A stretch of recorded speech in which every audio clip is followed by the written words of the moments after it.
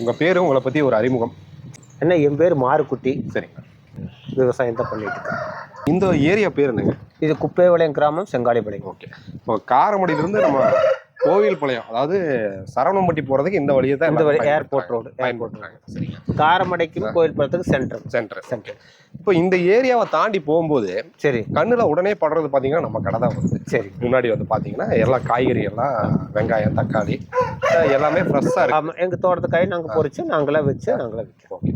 எப்படி நீங்க ஆரம்பிக்கணுங்கிற ஒரு எண்ணம் வந்து ஏற்பட்டுச்சு? ஆனால் அது எப்படின்னா, நாங்கள் வைக்கலாங்கிற எண்ணம் இல்லை. என்னாச்சுன்னா, கத்திரி போட்டிருந்தோம். சரி. கத்திரி போட்டு என்னாச்சுன்னா, நாங்கள் மார்க்கெட்டுக்கு தான் அந்த சாய்பாபா கோயிலுக்கு இந்த மாதிரி வண்டிக்கு தான் வந்து எடுத்துகிட்டு போயிட்டு இருந்தது.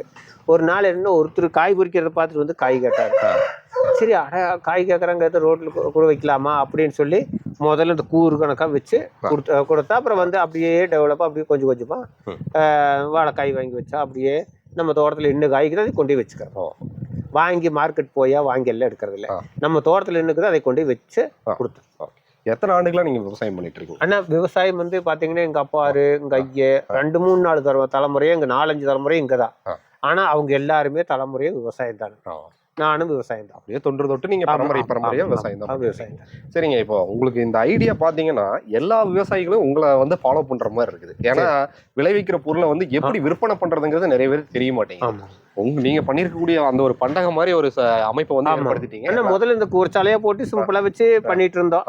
அப்புறம் இப்ப என்னாச்சுன்னா, அந்த காய்களை மறுக்கு என்னாச்சு, அங்க கொண்டு போய் வச்சுட்டு மறுக்கையும் கொண்டாந்து வச்சு மறுக்க கொண்டு வச்சா அடிபடுதுன்னு சொல்லி போட்டு நாங்க அப்படியே ஒரு செட்டு மாதிரி போட்டு அதுக்குள்ளேயே வச்சு பூட்டிட்டு வந்துடுறோம்.